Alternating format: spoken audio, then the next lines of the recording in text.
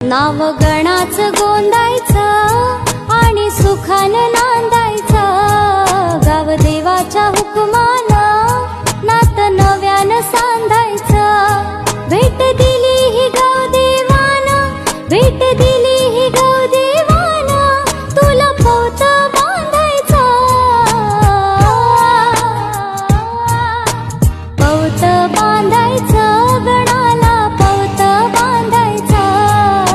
सुखानं नांदायचं गणाला, पौत बांधायचं।